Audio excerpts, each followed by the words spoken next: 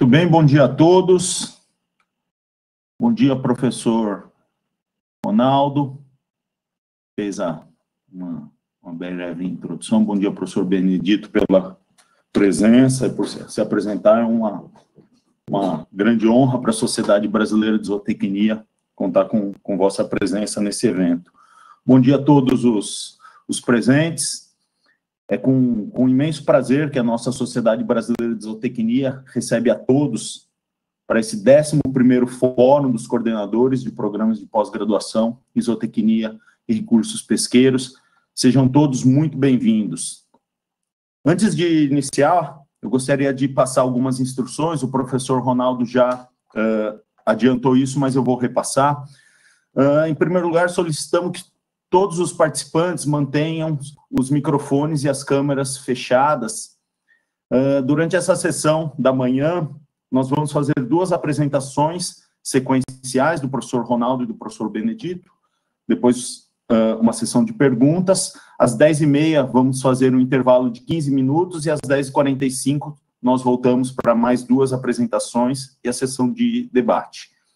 As perguntas, elas devem ser encaminhadas nas notas partilhadas que vocês estão vendo aí no canto esquerdo da tela, e para quem estiver nos acompanhando pelo YouTube, no chat, para que essas possam ser repassadas aos palestrantes.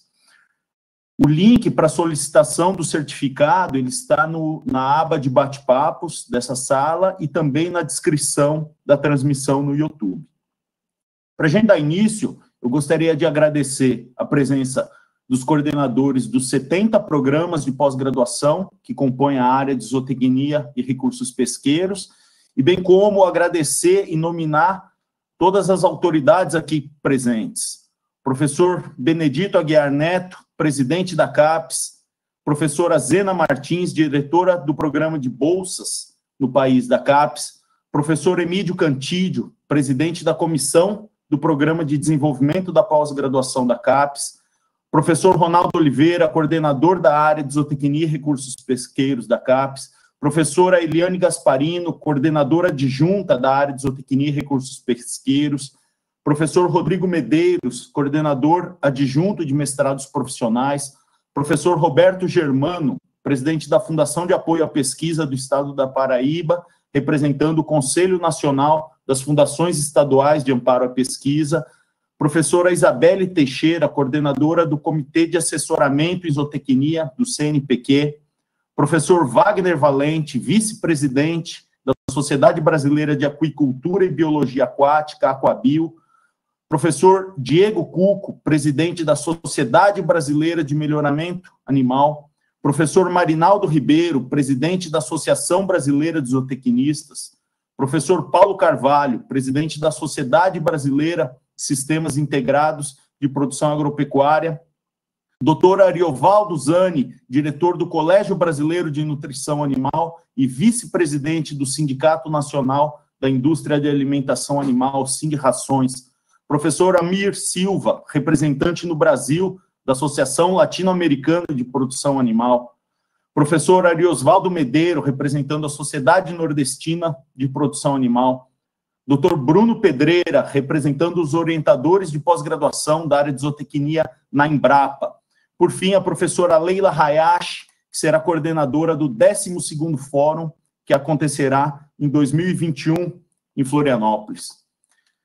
Também gostaria de agradecer todos que estão nos acompanhando em transmissão ao vivo pelo canal da Sociedade Brasileira de Zootecnia no YouTube.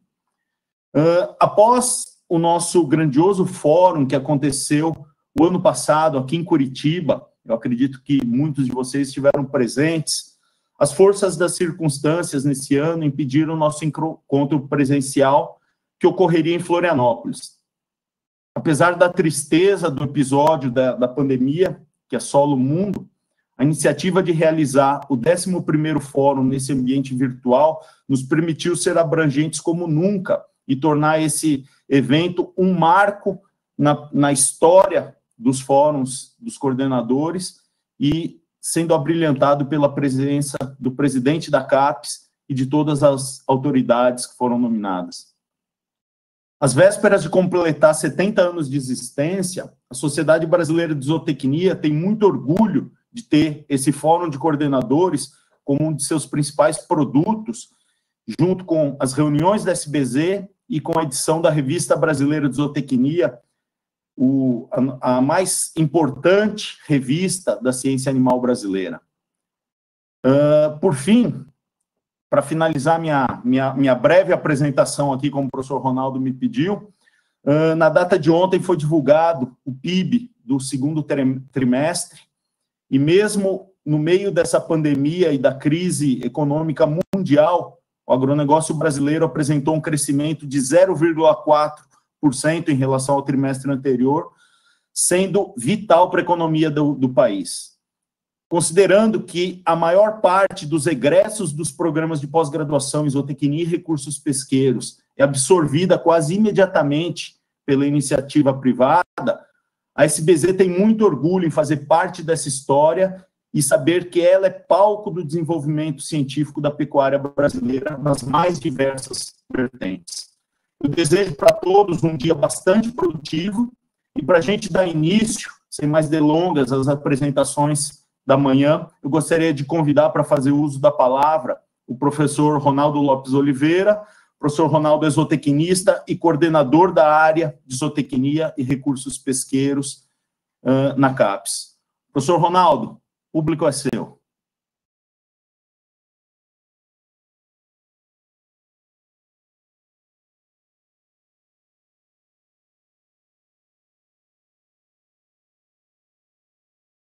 Muito obrigado. Vou falar muito rapidamente, né? Nós sabemos que a estrela da manhã, ou pelo menos dessa parte da manhã, é o professor Benedito, que vai falar logo na sequência. A gente julgou importante dar alguns pontos, colocar alguns pontos de onde está a nossa área, como ela tem funcionado, então vou gastar alguns minutos para a gente dar esse posicionamento.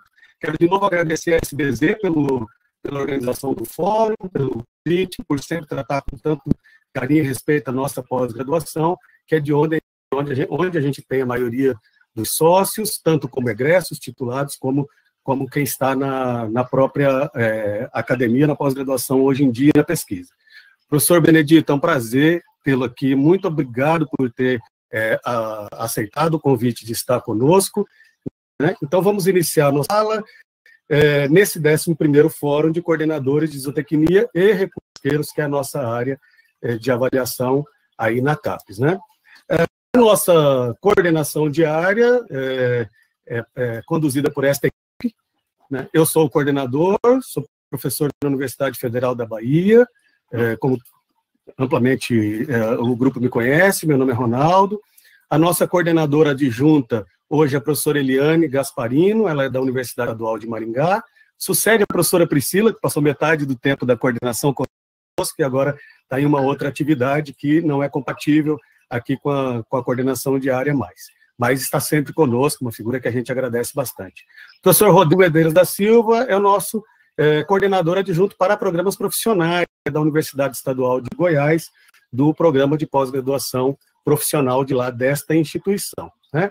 O professor Patrick, ele mencionou sobre a importância do agronegócio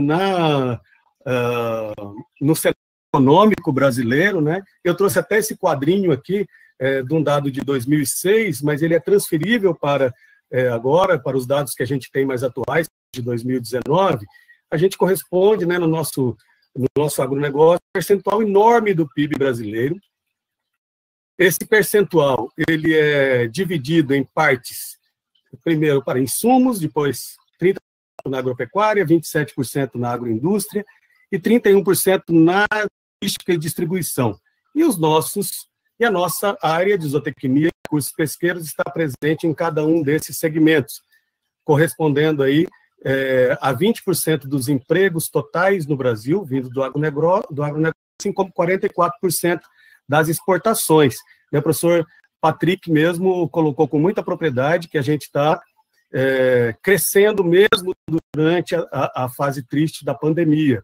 E os nossos egressos da pós-graduação de zootecnia e recursos pesqueiros, a maior parte deles é absorvida no ambiente fora da academia, neste ambiente do agronegócio descrito nesse quadro cinza à esquerda, né? Numa enquete numa análise dos dados da pós-graduação em zootecnia e recursos pesqueiros, a gente observou que, em média, 60%, em torno de 60% dos nossos titulados são absorvidos pela iniciativa privada, pela indústria, por todos os segmentos relacionados ao negócio fora da academia. 40% pela academia para continuar a desenvolver pesquisa, produção de conhecimento e capacitação de pessoas para retroalimentar este ambiente, né? E nesse ambiente o Brasil tem indicadores de desempenho que são importantíssimos e com os quais nós temos uma relação extremamente forte de muita responsabilidade. Nós somos o maior rebanho comercial de bovinos do mundo e o maior exportador de carne. Nós somos o maior exportador de carne de frango, quarto maior exportador de carne suína, somos o 11º produtor de peixes de água doce e o 13º maior produtor de crustáceos. E qual é o nosso ambiente? Nosso ambiente, do ponto de vista da área de avaliação, é produzir recursos humanos e produzir ciência para esse segmento altamente demandado, altamente tecnificado e competitivo no cenário internacional. Nós somos uma área de avaliação adensada, já somos uma área de avaliação que conjuga duas sub-áreas, né? São duas sub-áreas já juntas, já aglutinadas, já juntadas, que é a sub-área de zootecnia e a sub-área de recursos pesqueiros. Enquanto lá no CNPq a gente tem um comitê assessor de zootecnia e um de aquicultura, na CAPES a gente já trabalha junto, temos uma dinâmica própria muito parecida e somos responsáveis por um segmento muito importante aí no país, gerando conhecimento e formação de recursos humanos. Como área, nós estamos presentes no CTC como titulares, a área de zootecnia é titular juntamente com a Agrárias 1. Meu querido amigo professor Flávio Anastácio Oliveira está aí conosco na sala assistindo, ele é o titular no CTC, representando a Agrárias 1. A ciência de alimentos é sua suplente, a veterinária é a nossa suplente, né? Lá no CTC, que é o Conselho Técnico Científico da CAPES. A nossa área tem 70 programas, como mencionou o professor Patrick, 65 deles são acadêmicos e 5 profissionais. Quero fazer uma menção especial aos profissionais no final desta apresentação. São 27 mestrados, 37 mestrados e doutorados, e um doutorado isolado, integrado, que foi a primeira rede no Brasil, né, entre a Universidade Federal do Ceará, Federal da Paraíba e a Rural do Pernambuco. Agora a Rural do Pernambuco sai da rede, tem seu próprio doutorado, mas a rede permanece aí com mais anos funcionando, né? No Brasil, nós temos essa distribuição de cursos, né? A gente segue o padrão da pós-graduação nacional, em que a gente tem uma distribuição mais tradicional e iniciante ali na região sul, sudeste, né? Mas a gente já tem a pós-graduação em zootecnia em todo o país. A gente tem as desigualdades regionais, que a gente entende que devem ser atacadas tanto pelas ações da coordenação de área dos próprios programas, como nas próprias políticas da PIS, né? Se a gente observar, a gente tem um número enorme de programas no Sudeste, no Nordeste, muito parecido com o Sul e Sudeste, mas ainda com uma presença muito grande de mestrados, conceito 3, etc., cursos que estão na iminência da consolidação. O mesmo acontece no Norte e no Centro-Oeste, com um número um pouco menor, mas também com a mesma necessidade. A nossa pós-graduação então, está assim dividida no Brasil. Do ponto de vista de produção científica, nós temos uma produção científica alta em número de artigos, papers são os nossos principais produtos, não são livros, não são outros produtos bibliográficos. Nós temos em torno de 1.800, 1.850 artigos por ano que estão cadastrados na Scopus, né, lá pelo Saival. Agora, em 2020, a gente já está atingindo mais de 1.100. Mas esta produção, para nós, nos interessa muito saber o quanto ela impacta, né? Por isso, essa figura aqui, eu gostaria de chamar a atenção e mostrá-la para vocês, né? Eu peguei essa semana no Saival, lá na Scopus, e nesse eixo X a gente observa que em torno de 50% do que a área de zootecnia e recursos pesqueiros produz está naquele top 25% dos melhores percentis das revistas mundiais. As nossas citações são em torno de 3,40 para a zootecnia, 3,75 citações por artigo, e o nosso índice de citação, quando a gente leva, né, aquele FWCI, quando a gente leva a citação mundial na nossa área para uma média de 1, corrigindo para 1, nós estamos ali muito próximos da média mundial, praticamente iguais, né? Para a área de recursos pesqueiros, 0,98, e para a área de zootecnia, 0,96, o que nos coloca numa posição de impacto importante e dentro da média mundial, né? Esses dados de 2017 a 2019. E do ponto de vista de colaboração, de internacionalização, nós temos um percentual de colaboração internacional dos programas 5, 6 e 7 entre 30% e 40%. De tudo que se produz, bibliograficamente, tem a presença do parceiro internacional. Isso demonstra, né, que nossa pós-graduação está em sintonia com o restante do planeta, e, claro, há espaço para ampliar, etc., mas nós já falamos para o mundo e não somente para o nosso país. Tá? Para a gente já encaminhando para os finalmente, dentro dessa tríplice hélice do desenvolvimento econômico, a gente que está cumprindo com as três, com pelo menos aquilo que nos cabe nas três etapas, né, nos três grandes elementos da hélice. Essa tríplice hélice é formada pelos incentivos do governo, as políticas públicas, a universidade, onde está a maioria dos nossos programas, e as empresas, a iniciativa privada que absorve as nossas tecnologias e os nossos titulados, né, nossos recursos humanos. Então, a gente entende que isso já está sendo atendido. Para a nossa área, o quesito 3 novo da ficha ele foi muito bem absorvido, porque nós temos uma relação direta com a indústria, com o campo, com a aplicação de conhecimentos. E eu destaco 10 pontos de impactos importantes que a nossa pós-graduação desenvolveu e que o setor fora da academia utiliza. Tá? Eu vou listar 10 e vou destacar apenas 2 ou 3.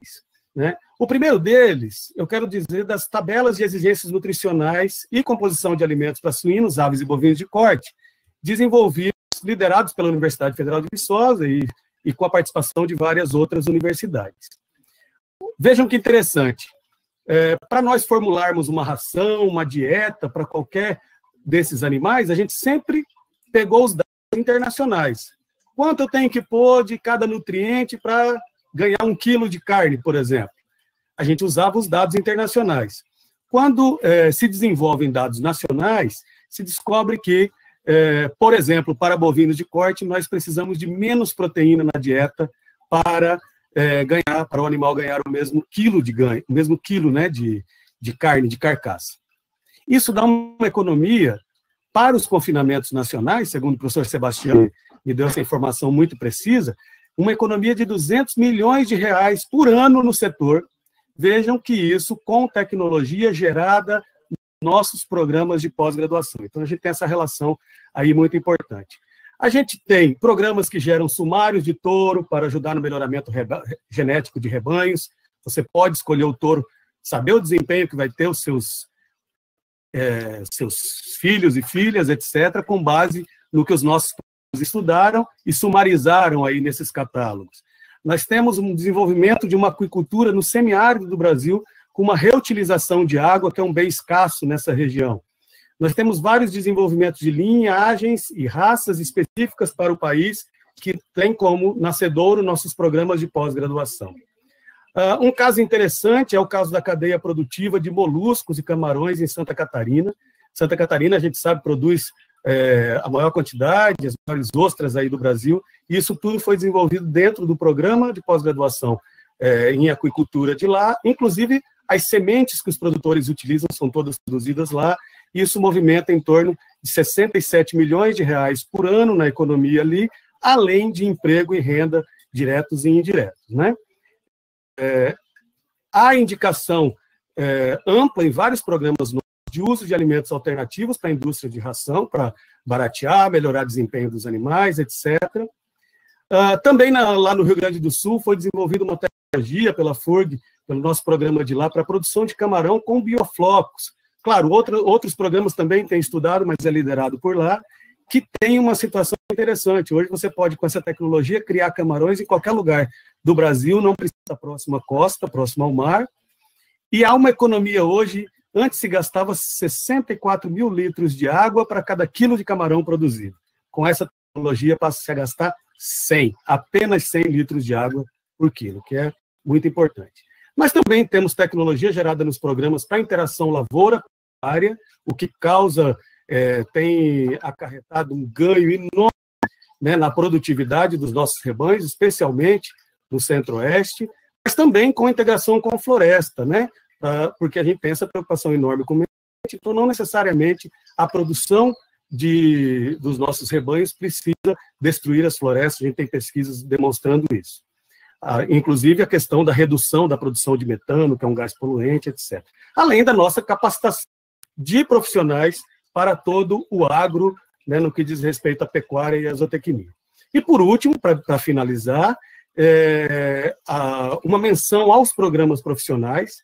Eu sempre me perguntei, professor Benedito e demais membros aí da plateia, eu sempre me perguntei por que a zootecnia tem tão poucos mestrados profissionais? É muito simples, porque nós já temos no bojo da nossa graduação, os nossos programas acadêmicos, ele tem uma natureza de produção muito aplicada à pecuária nacional. Então, o que o programa nós temos uma camada pequena de pesquisas feitas nos programas, que são pesquisas para pesquisa, ou pesquisas básicas. De um modo geral, aquilo que a gente está estudando está na nossa hipótese, da nossa pesquisa, resolver um problema que é nacional. Então, por conta disso, os nossos programas acadêmicos têm esse perfil que os programas profissionais têm na sua natureza, na sua identidade. Ainda assim, nós entendemos que o foco específico dos programas profissionais para nós é extremamente importante. Então, nós temos uma tendência a estimular a criação de programas profissionais, programas inovadores, programas empreendedores, programas que estimulem a criação de startups, de agtechs, etc. E nós temos o interesse de induzir na área um programa profissional em rede nacional, um Prof. Zootecnia. Estamos conversando com universidades interessadas em liderar isso, né? E a ideia é que esse programa profissional em rede ele tenha mestrado e doutorado para formar os professores que sejam que são professores da rede profissionalizante, porque nós entendemos que é importante formar essas pessoas já com a visão profissional. Então, a ideia é que tenha um nível de doutorado para formar os docentes para a formação profissionalizante, especialmente nos nossos institutos federais e outras instituições, e também que tem um mestrado profissional para atender uma grande demanda da indústria, da iniciativa privada, indústria de rações, indústria de genética animal, a indústria da carne, a indústria do leite e de outros produtos de origem animal. E também auditores federais do Ministério da Agricultura, com quem a gente já tem conversado, né, temas específicas para formar e qualificar esses auditores e outros membros das instituições públicas que atuam diretamente no agronegócio, como as instituições estaduais ou muitas vezes municipais. Então, a gente tem essa meta, né, esse interesse de fazer, de propor, de induzir dentro da nossa área. A gente espera que até o final da nossa coordenação a gente tenha analisado a viabilidade, visto a possibilidade de induzir isso.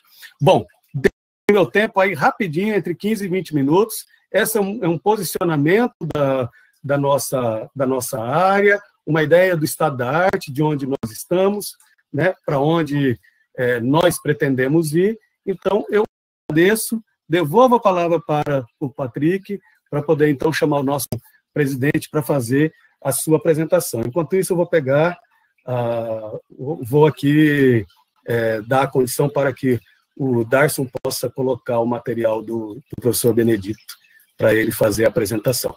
Obrigado.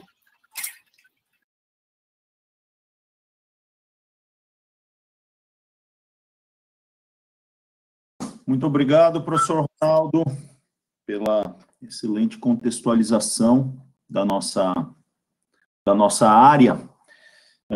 Eu acho que é importante, dentro dos pontos que você relatou, né, é importante, nessa contextualização, a gente considerar que toda a tecnologia que faz do Brasil o maior produtor de proteína animal em condição tropical do mundo, né, toda essa tecnologia ela veio das pesquisas desenvolvidas, né, principalmente nos programas de pós-graduação, que são o que realmente movimentam a pesquisa em ciência animal no Brasil, e mais do que colocar isso no campo para fomentar a pecuária nacional, o Brasil é exportador de tecnologia e de conhecimento desenvolvido para a produção animal em clima tropical. O Brasil é referência no mundo em produção animal nas mais diferentes vertentes, como fruto, né, colocação de toda essa tecnologia e conhecimento à disposição dos produtores rurais, da iniciativa privada, das empresas do agronegócio. Eu acho que esse é um ponto que todo brasileiro tem muito que se orgulhar de saber que realmente a gente tem muito sucesso e conseguiu ter um destaque internacional a partir do conhecimento que a gente gerou. Muito obrigado, professor Ronaldo, e de imediato eu vou passar a palavra, então, para o professor Benedito Guimarães Aguiar Neto. Professor Benedito, ele é engenheiro eletricista, professor aposentado da Universidade Federal de Campina Grande, ele foi reitor da Universidade Mackenzie e atualmente é o presidente da CAPES. Professor Benedito, em nome da Sociedade Brasileira de Zootecnia, eu gostaria de agradecer imensamente vossa disponibilidade em prestigiar e participar do nosso evento. Nos honra muito, é um marco histórico nesse evento, que está chegando na 11ª edição. Estamos realmente muito felizes em poder tê-lo aqui e te ouvir, e eu acho que é um ganho grande para toda a nossa área. Então, professor, o público é seu, fique à vontade, e mais uma vez, muito obrigado. Bom dia, professor Patrick, mais uma vez, obrigado pelo convite de estar aqui neste fórum bastante importante e da Sociedade Brasileira de Zootecnia. É uma área não é uma área grande dentro da CAPES, mas é uma área bastante significativa pelo que ela produz, pelo que ela relaciona-se com a economia do nosso país.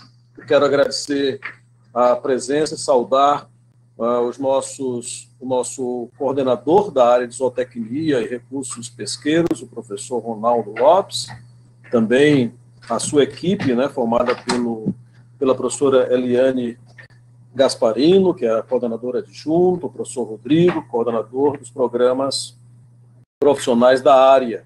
E, em nome deles, saudar a todos os professores, pesquisadores presentes aqui neste fórum. É realmente um momento muito especial, quando nós estamos diante de uma sociedade científica que tem quase 70 anos de existência. Na realidade, praticamente também a mesma idade da CAPES. A CAPES comemorou este ano 69 anos. E a existência da CAPES, a fundação da CAPES, a origem da CAPES praticamente se confunde com a origem da pós-graduação brasileira. Eu gostaria de dizer, reforçar a grande importância do agronegócio no nosso país, né? E é muito gratificante saber que esta área está contribuindo de maneira significativa para a economia do nosso país. Afinal de contas, o agronegócio é o centro de todo o total de exportações, tomando como referência o ano de 2019. Então, é um peso muito grande dentro da nossa balança comercial. E dos 10 produtos exportados na pauta de exportações brasileiras, 7 são do agronegócio. Então, o agronegócio tem um papel fundamental em agregar conhecimento, agregar tecnologia, agregar inovação ao agronegócio, a todas as suas áreas correlatas, é fundamental para o desenvolvimento do nosso país. E a pós-graduação, ela tem esse papel fundamental, ela tem esse papel importantíssimo para o desenvolvimento social e econômico do nosso país. Nós sabemos que 95% aproximadamente do conhecimento gerado em termos científicos e tecnológicos, ele é produzido na universidade e através dos programas de pós-graduação. Então, a pós-graduação tem um papel muito importante aqui no nosso país. Na realidade, a pós-graduação brasileira, ela é muito jovem. Na realidade, começou-se a discutir a pós-graduação já na década de 30. Mas o termo, formalmente, pós-graduação, ele só foi, de fato, formalizado, né, quando da elaboração do Estatuto da Universidade do Brasil. Até então, nós não tínhamos nada formalizado em termos do sistema universitário brasileiro, tá? Mas, de fato, consideramos que a estruturação da pós-graduação, ela começou com o Decreto 29741, que deu origem à CAPES. Isso ocorreu em 11 de julho de 1951. Então, a partir daí que nós consideramos que a pós-graduação começa a se estruturar no nosso país. E exatamente com a fundação da criação da CAPES. Naquele mesmo ano, foi criado o CNPq, a co-irmã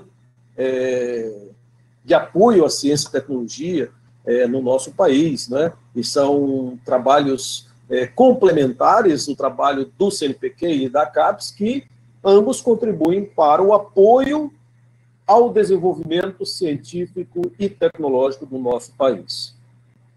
Se nós tomarmos um pouco mais essa parte mais histórica, formalmente a pós-graduação começa a ser implantada com o famoso parecer Sucupira em 1965. Mas os programas de pós-graduação começam, de fato, a serem implantados de forma mais sistemática em 1968. Eu quero dizer com isso que o sistema de pós-graduação brasileiro ele é muito recente, ele é muito jovem, tá?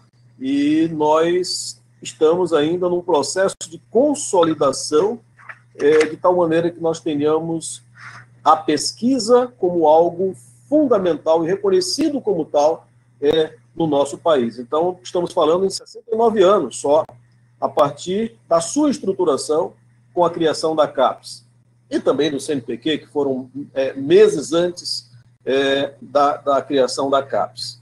E apenas 52 anos, se nós considerarmos a efetiva implantação dos programas de pós-graduação. Então, estruturado esse programa de pós-graduação, surge aquilo que nós chamamos de Sistema Nacional de Pós-Graduação, que tem como objetivo a formação de professores, pesquisadores e profissionais altamente qualificados para as várias áreas do conhecimento, tá? E fomenta o Sistema Nacional de Pós-Graduação, é responsável, portanto, pelo fomento à pesquisa, ao desenvolvimento científico e tecnológico e, consequentemente, o crescimento social e econômico do país.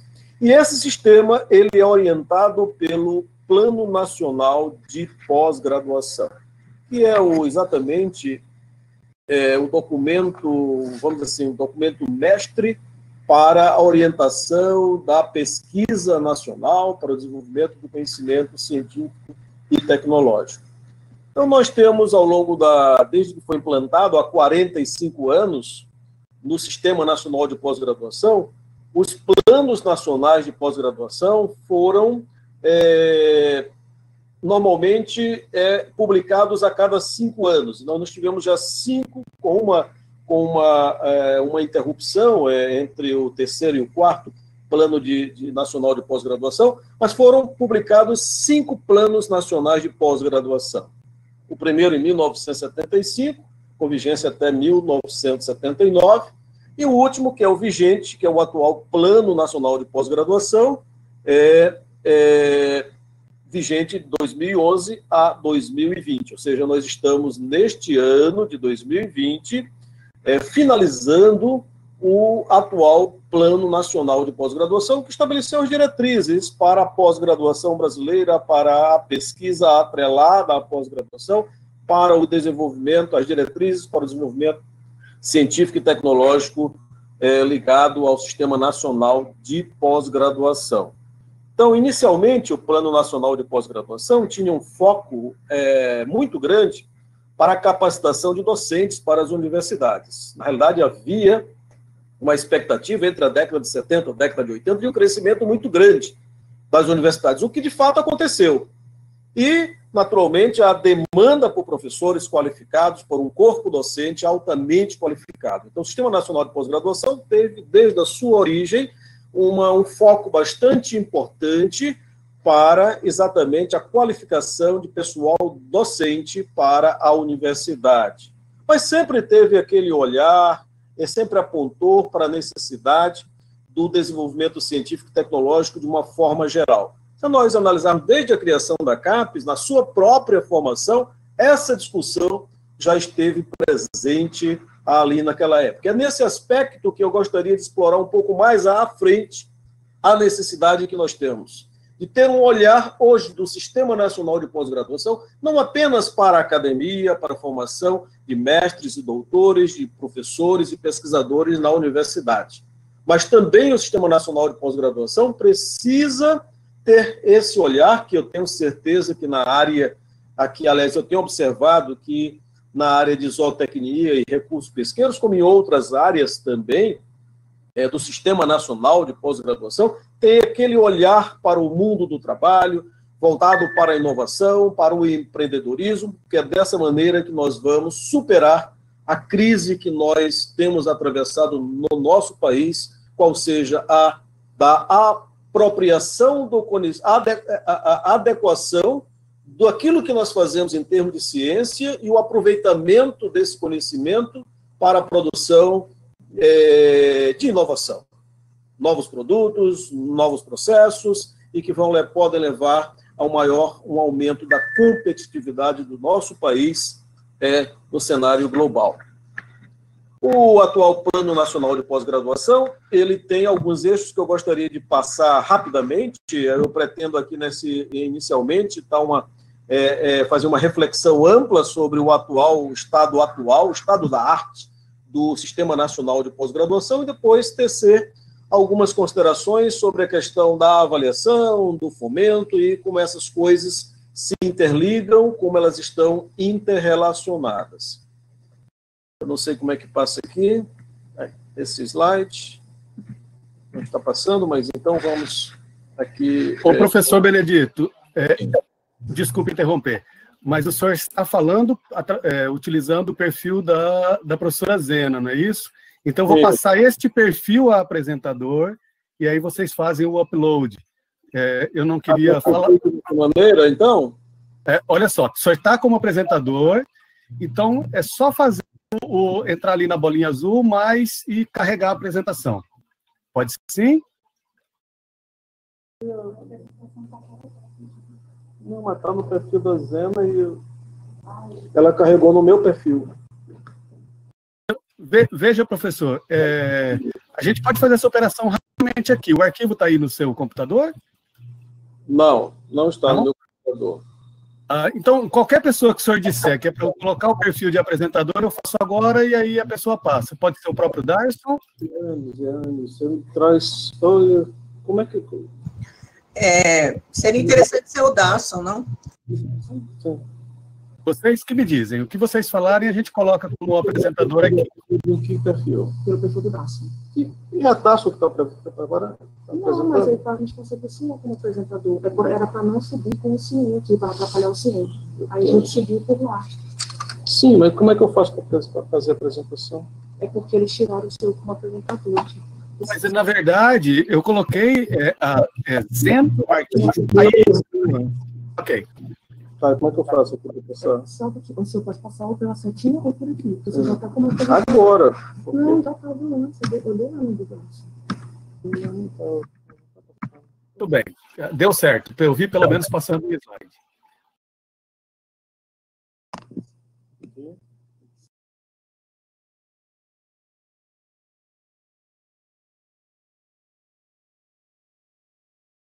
Tá bom. Desculpa aí, professor Ronaldo, agora estamos aqui...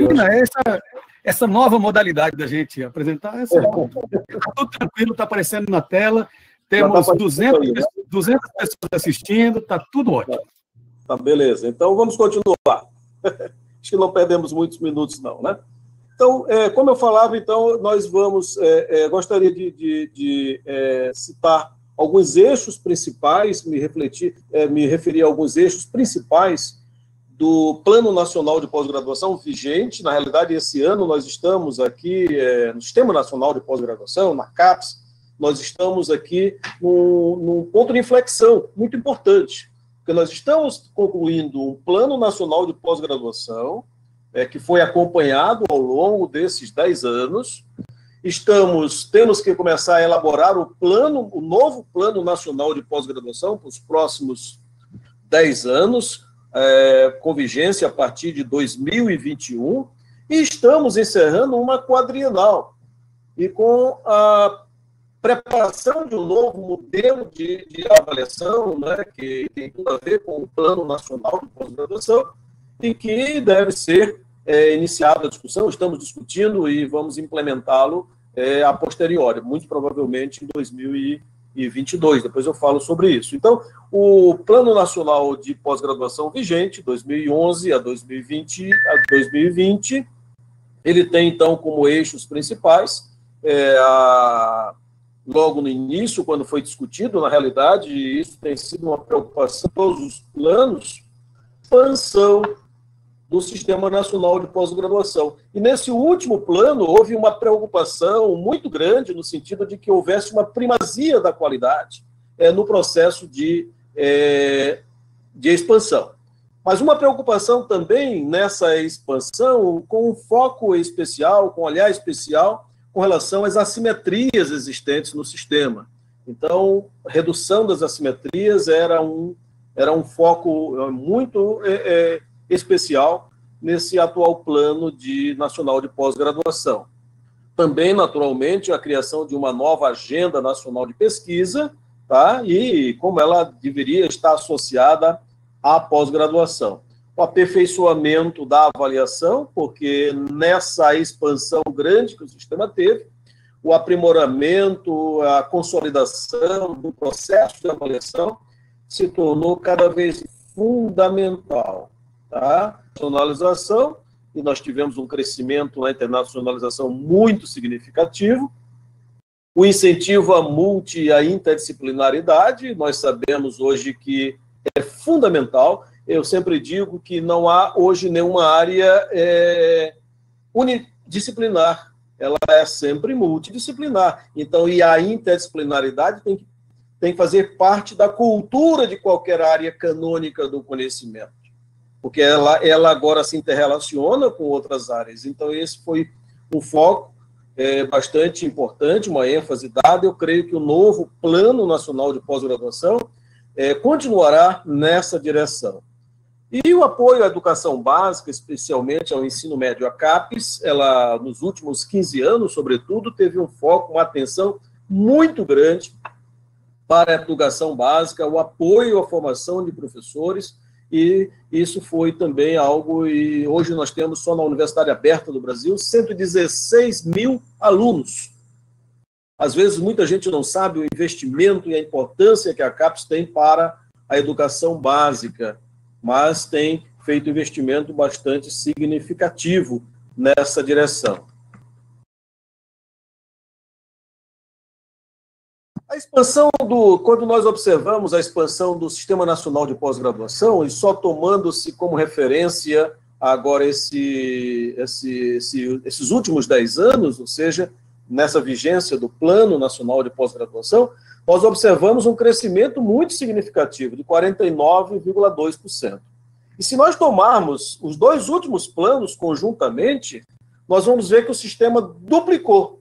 Tivemos um crescimento um pouco maior de 100% no número de programas de pós-graduação do país. Eu não estou considerando aqui cursos, porque nós estamos aqui, se nós considerarmos cursos, nós temos 7 mil cursos de pós-graduação no país, e programas são 4.667 programas hoje em 2020. Correspondeu, durante essa vigência desse plano, por esse crescimento muito grande, de 49,2%, que é muito significativo. E nós observamos que esse crescimento ele se deu muito na área multidisciplinar. Hoje é a área com maior número de programas de pós-graduação, seguido da área da saúde, da área das humanas, né? A área das ciências agrárias, de uma forma geral, ela está em 5º lugar no número de programas de pós-graduação no Sistema Nacional de Pós-Graduação. Então, houve essa tendência de crescimento na multidisciplinar. Aliás, essa constatação mostra uma tendência, naturalmente, da necessidade de que haja uma interlocução muito maior entre as áreas do conhecimento, para que nós possamos dar a resposta que a sociedade precisa em termos do conhecimento científico e tecnológico do nosso país. Se nós observarmos a criação, a expansão do número de docentes, hoje o sistema tem 105.466 docentes, dados de 2019, tá, até 2019, considerando tanto os programas acadêmicos quanto profissionais, tá? E nós temos aí, estamos considerando também professores permanentes e colaboradores, a soma de 105.466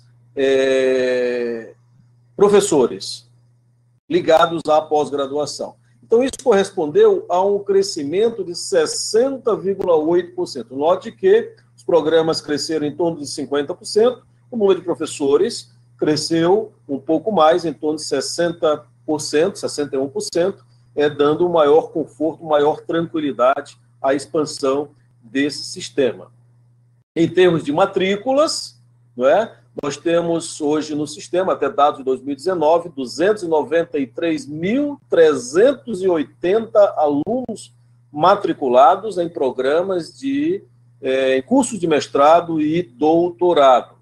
Se nós considerarmos no início do ciclo, não é?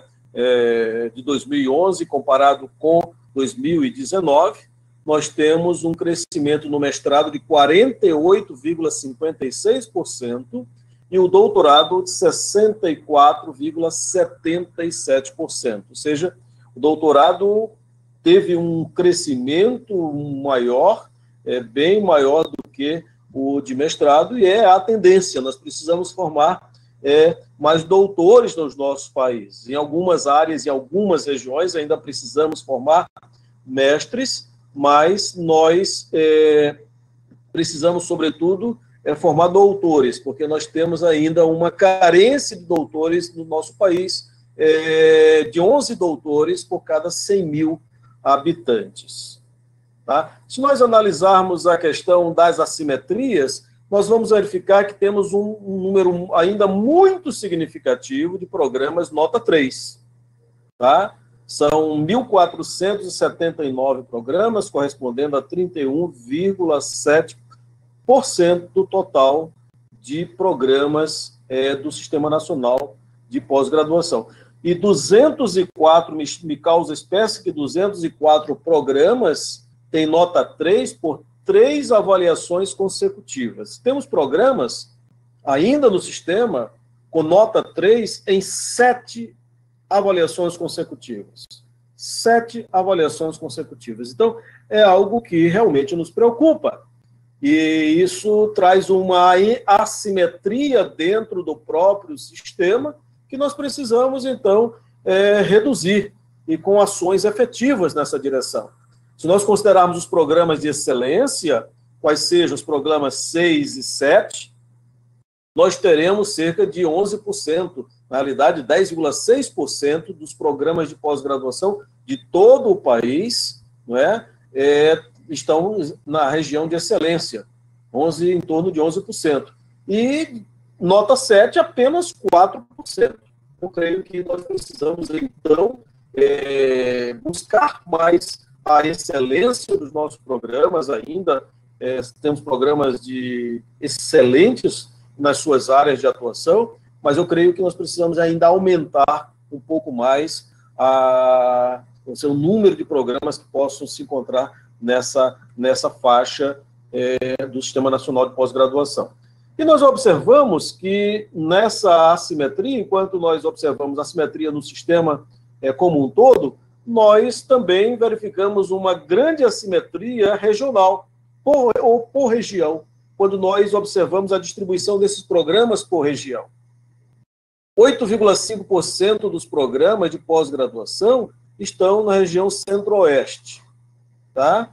Contra, por exemplo, 43% na região sudeste, com seus 2.009 programas, tá?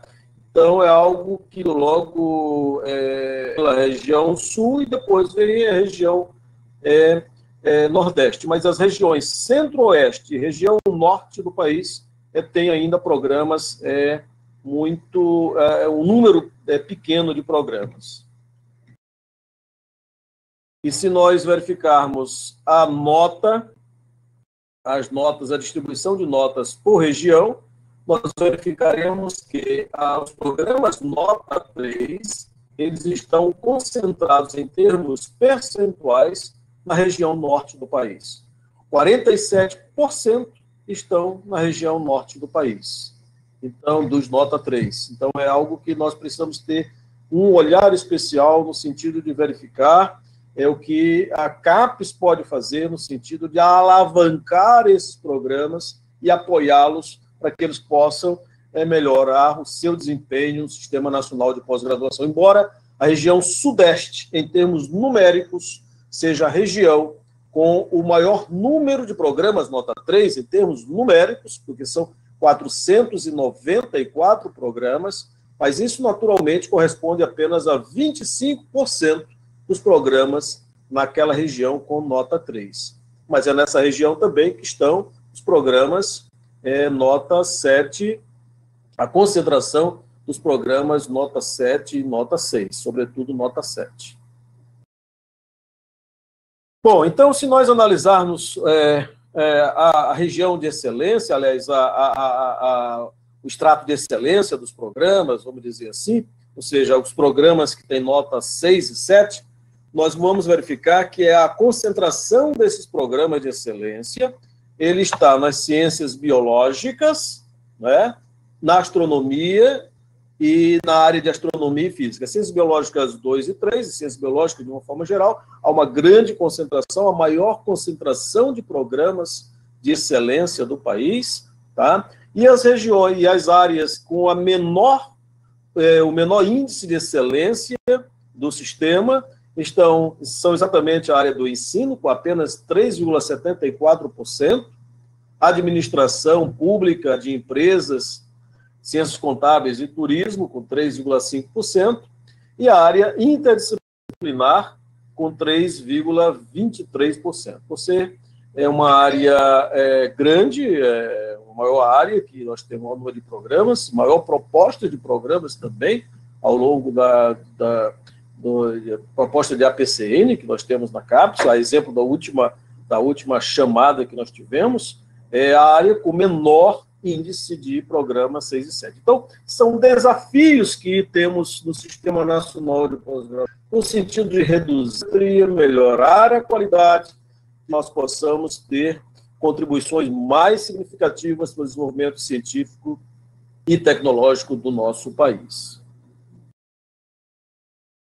Bom, voltando à questão do resultado final em termos da formação. Veja só, a meta 14 do Plano Nacional de Pós-Graduação estabelecia que nós deveríamos elevar gradualmente, ou estabelece, melhor dizendo, gradualmente o número de matrículas na pós-graduação estrito sensu, de tal maneira a atingir 60 mil mestres, formar 60 mil mestres por ano e 25 mil doutores. Note que nós já atingimos a formação de mestres, como estabelecido pela Meta 14, do Plano Nacional de Educação, desde 2017. Então, em termos de formação de mestres, em princípio, em termos da meta estabelecida, nós já atingimos. Agora, não atingimos ainda a meta de formação de doutores, mas nós já estamos em 2019 com 97,2%. Certamente estaremos atingindo quando forem contabilizados os dados de 2020. Mas, como eu falei no início, nós temos apenas 11 doutores por 100 mil habitantes no nosso país. É algo ainda muito pequeno, comparado com outros países com o PIB muito menor do que o PIB brasileiro. Então, isso ainda é um desafio bastante grande, a formação de doutores no nosso país. Não podemos dizer que não precisamos mais formar de mestres, mas temos que incrementar cada vez mais a formação de doutores no nosso país. Então, as perspectivas para o Sistema Nacional de Pós-Graduação. Quando nós estabelecemos perspectivas, está inerentemente a alguns grandes desafios relacionados com o sistema. E um dos grandes desafios que nós temos é a melhoria da qualidade, com padrões internacionais. Nós temos que verificar aquilo que está sendo realizado em termos de ciência, tecnologia, em termos de conhecimento, em termos internacionais, e uma preocupação com a redução das assimetrias, ou seja, uma continuação com a redução das assimetrias regionais, e dentro do mesmo sistema também, e uma maior transferência de conhecimento à sociedade. E aí a pergunta que se faz, como chegar lá? Como nós podemos realmente vencer esses grandes desafios para o Sistema Nacional de Pós-Graduação? Eu diria que nós precisamos definir novas estratégias, diretrizes que permitam o fortalecimento do Sistema Nacional de Pós-Graduação com maior foco nos grandes problemas da sociedade brasileira. Nós precisamos ter o Sistema Nacional de Pós-Graduação agora com um olhar para os grandes problemas nacionais, na expectativa de que nós possamos contribuir para a sua solução através do conhecimento gerado, do conhecimento a ser apropriado pelos segmentos organizados da sociedade. E, nesse sentido, é necessário aquilo que nós chamamos entendemos que é fundamental a implantação de programas estratégicos induzidos, para que nós possamos, então, estabelecer políticas de desenvolvimento em determinadas áreas, para determinadas regiões. E, nesse sentido, é fundamental o aperfeiçoamento do modelo de avaliação dos programas de pós-graduação que proporcionem um olhar diferente daquilo que nós temos feito hoje. O nosso Sistema Nacional de Avaliação é um bom sistema, é um bom modelo, mas ele precisa ser aprimorado, ele precisa ser atualizado a essas novas diretrizes, a esses novos desafios. E aí precisamos ter um sistema que tenha múltiplos olhares e que expressem as diferentes vocações dos diferentes programas, considerando as dimensões continentais que nós temos no nosso país, as diferentes realidades nacionais que nós observamos na nossa nação. O sistema precisa ainda de expansão? É a grande pergunta. Olha, crescemos nesses últimos 10 anos praticamente 50%, nos últimos 15 anos, 100%. Precisamos ainda de expansão? Eu diria que precisamos ainda continuar a expansão. Porque nós temos, por exemplo, um baixo número de cientistas e engenheiros por milhão de habitantes. Temos em torno de 700 engenheiros e cientistas, de uma forma geral, por milhão de habitantes. Então, isso nos coloca em situação de muita desvantagem no cenário internacional. temos apenas 11 doutores por 100 mil habitantes. Crescemos um pouco com relação ao último censo, né, ao último levantamento de dados, mas ainda estamos muito aquém de muitos países que têm PIB muito menor do que no nosso país. E o desafio da qualidade se mostra com as seguintes perguntas, ou pela resposta às seguintes perguntas. Como crescer, onde crescer e em que áreas crescer no Sistema Nacional de Pós-Graduação? Não são respostas simples de serem respondidas, os interesses são múltiplos, as realidades são muito diferentes no nosso país, e nós precisamos, então, ter uma atenção especial para que nós possamos encontrar, nessa questão, para que nós possamos encontrar os melhores caminhos. Uma coisa muito interessante que nós encontramos no Sistema Nacional de Pós-Graduação é uma concentração muito grande de programas com poucos professores, com poucos orientadores, tá? Nós observamos que há um pico grande aqui, né, aliás, uma concentração muito grande entre programas que tenham 8 até em torno de 14, 12, até 16 programas. Então, 8 a 16 orientadores por programa ainda uma realidade do nosso Sistema Nacional de Pós-Graduação. Isso é ruim? Não necessariamente, mas ela em algumas situações, ela não possibilita uma otimização dos recursos humanos que nós temos, ela não otimiza também a infraestrutura disponível em muitas instituições e, sobretudo, de recursos financeiros. Em algumas universidades, há programas muito correlatos, muito similares, que foram duplicados, que foram divididos, separados, muitas vezes, por questões que não são necessariamente acadêmicas, de geração do conhecimento, ou de questões estratégicas, mas por outras razões que não vale a pena discutir aqui. Mas o fato é que a CAPES está muito preocupada já há algum tempo com esses pequenos programas que eles não são bem avaliados, são mal avaliados, porque as suas condições são mais limitadas, mas que se juntassem com outros programas dentro da mesma instituição, muitas vezes, ou entre outras instituições, em programas em rede, por exemplo, em formas associativas, poderão se tornar mais fortes e contribuir mais fortemente, de maneira mais eficaz para o crescimento e fortalecimento do Sistema Nacional de Pós-Graduação.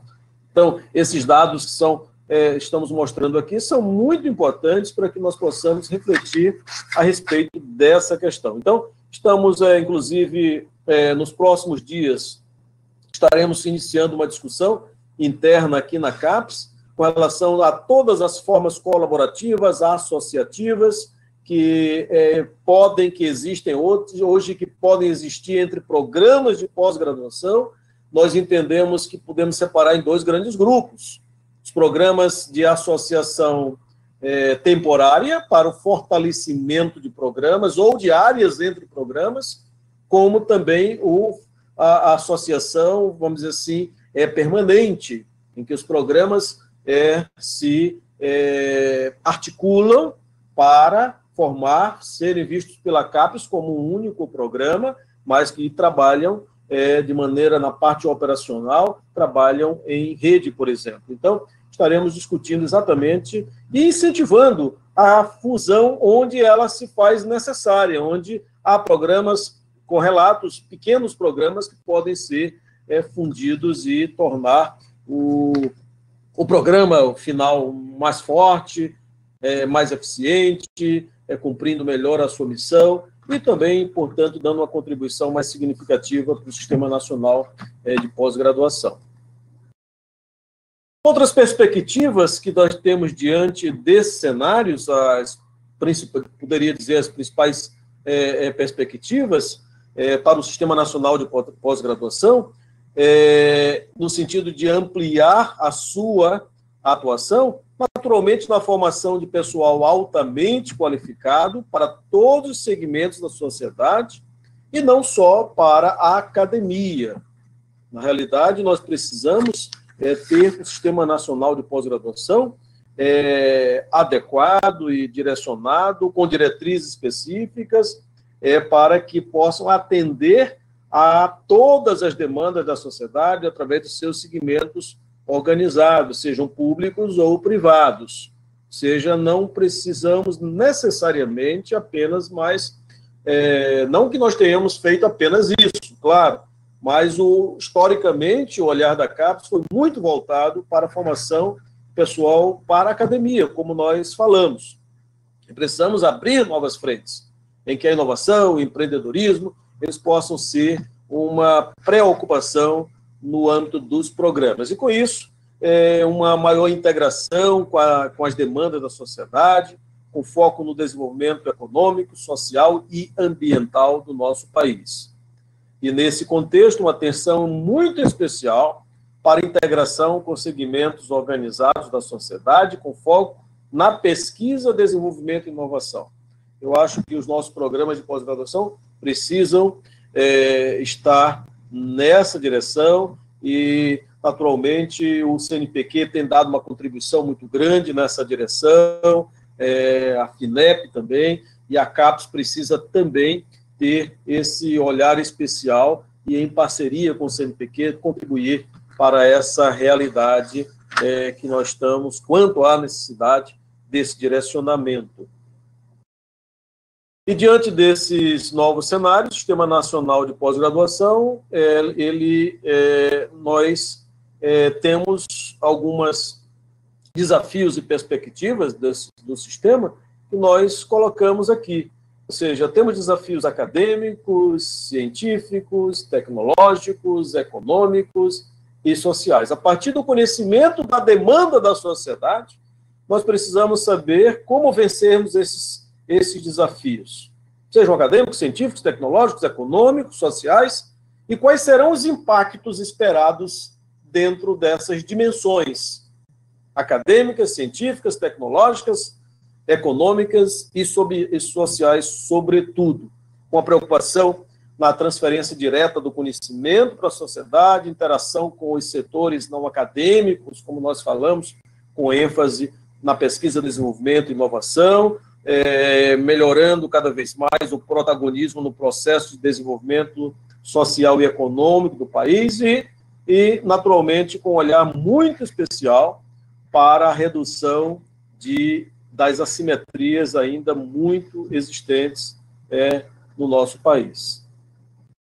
Então, isso remete para um aprimoramento do Sistema Nacional de Pós-Graduação, o Sistema Nacional de Avaliação da Pós-Graduação, para o nosso Sistema Nacional de Pós-Graduação. E isso está sendo discutido, está sendo direcionado para a implantação de um novo modelo de avaliação da pós-graduação, qual seja o modelo chamado modelo multidimensional. E qual é a ênfase, vamos dizer assim, qual é conceitualmente, como nós poderíamos caracterizar bem, e, de uma forma geral, esse novo modelo multidimensional? Ou seja, esse modelo ele deve contemplar a diversidade e complexidade existente no Sistema Nacional de Pós-Graduação. Como nós falamos, como nós apresentamos, fica claro a diversidade e a complexidade do sistema. E, então, nesse propósito, nessa direção, permitir que sejam utilizadas múltiplas visões, né, do processo avaliativo por meio de dimensões que expressem a identidade do programa de pós-graduação. Ou seja, identificar com a identidade do programa, naquilo que ele tem o seu maior direcionamento, ou onde ele pode se direcionar mais ainda, em que direção, né? E contribuir para o fortalecimento da sua vocação, enfocando aquela identidade que é identificada no programa de pós-graduação. Então, isso é muito importante. Então, se nós nós colocarmos de uma forma sem grandes pretensões, mas tentarmos explicitar aquilo que pode ser operacionalizado dentro desse modelo multidimensional, que é objeto, a operacionalização será objeto de debate bastante profundo, o conceito de dimensões, da utilização de dimensões e a avaliação por meio de dimensões, ele já está aprovado pelo Conselho Superior da CAPES, nós não estamos discutindo mais essas dimensões, mas como operacionalizar essa dimensão. Então, nós vemos que, dentre as dimensões estabelecidas, quais sejam a formação, que está relacionado com o processo de ensino e aprendizagem, temos a dimensão pesquisa, que está relacionado com a produção do conhecimento, a dimensão impacto na sociedade, relacionado com a dimensão no país, tá? E a inovação, com a transferência de conhecimento para a sociedade. E vemos a internacionalização como uma dimensão transversal, uma dimensão permeante em todas essas outras dimensões. É claro que, se nós observarmos melhor, nós podemos pensar que a pesquisa, a formação e a transferência do conhecimento para a sociedade são dimensões que devem estar presentes em todo e qualquer programa a ser avaliado. Claro, o programa não pode deixar de se preocupar com a formação, com a pesquisa e com a transferência do conhecimento.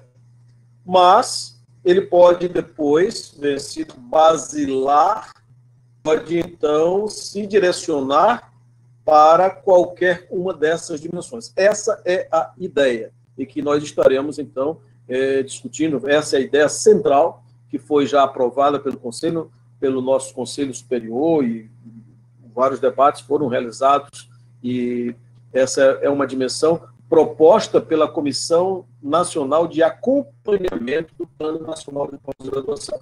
Aqui está apenas sistematizado como uma forma de operacionalização, mas a ideia central é que nós possamos, então, desenvolver esse processo de avaliação por meio de dimensões.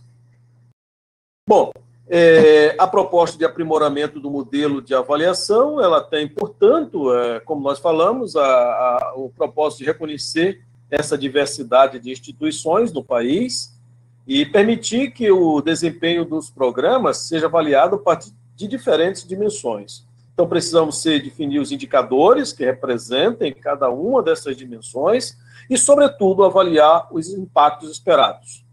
O nosso processo avaliativo, ele tem ficado muito, ao longo da trajetória, muito voltado para o processo. Eu creio que nós precisamos agora ter um olhar maior, um enfoque maior para o resultado, os impactos esperados com o conjunto de ações que são desenvolvidas. É claro que, para que nós possamos desenvolver essas ideias, implementar essas diretrizes, nós precisamos de financiamento. E a situação econômica do país, ela não é muito favorável quando nós falamos em financiamento de qualquer coisa, mas a educação é um investimento, a ciência e tecnologia é um investimento, e só através de educação, ciência, que nós podemos, entendo e defendo que possamos atravessar as nossas dificuldades, gerar riqueza para o país, torná-lo mais competitivo. Se nós observarmos, ao longo dos anos, o orçamento da CAPES ele ficou mais ou menos estável. Houve um aumento, uma queda em 2018, mas uma recuperação bastante significativa em 2019, ou seja, o ano passado, e esse ano tivemos mais uma queda em 2020. O nosso orçamento está com 16% abaixo do que foi em 2019.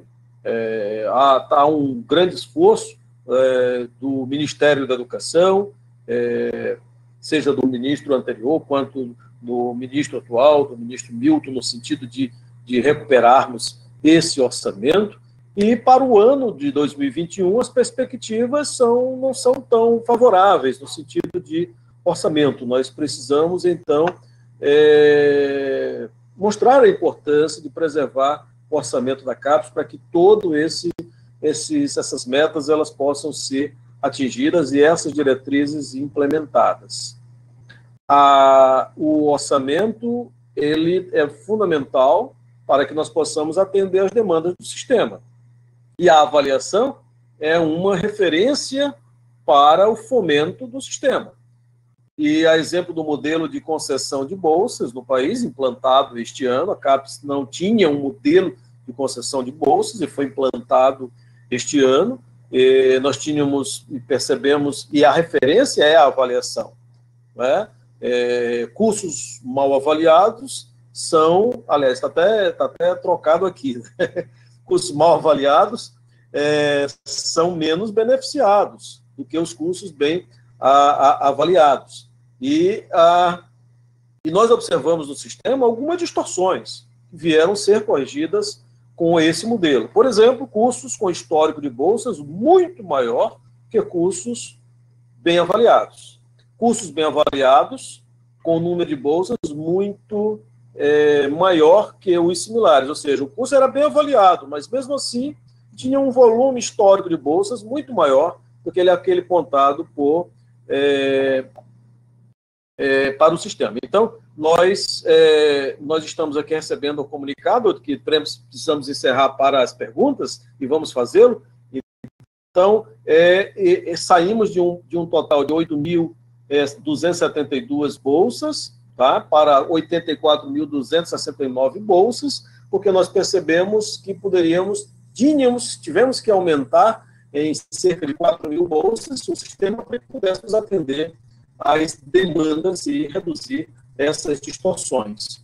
Então, o modelo de distorção, o modelo de bolsas foi implantado e ele não é um modelo, vamos dizer assim, completo, ele precisa, a cada ano, ele vai ser alimentado com novos dados e ele precisa e vai ser aprimorado para que nós possamos reduzir cada vez mais as distorções no sistema. Tá? Bom, por fim, eu gostaria de apenas dizer que, além o programa de bolsas da CAPES é o carro-chefe, ou seja, 85% do orçamento da CAPES vai para bolsas. Então, nós temos a demanda social, que é estabelecida cujas bolsas são concedidas através de um modelo, mas nós temos as demandas pontuais, que são as demandas estratégicas para o Sistema Nacional de Pós-Graduação, para que nós possamos fortalecer os programas emergentes estratégicos do desenvolvimento regional. Ou seja, o programa não seja contemplado com...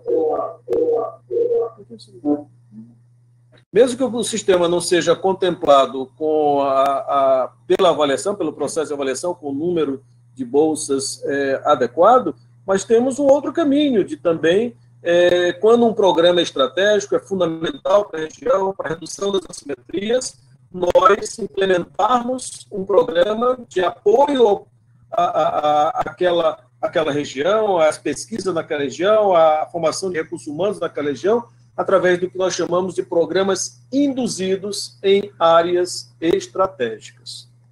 Por fim, eu gostaria de apenas citar os programas que foram lançados recentemente, programa voltado para a Amazônia, programa de desenvolvimento da Amazônia Legal, né?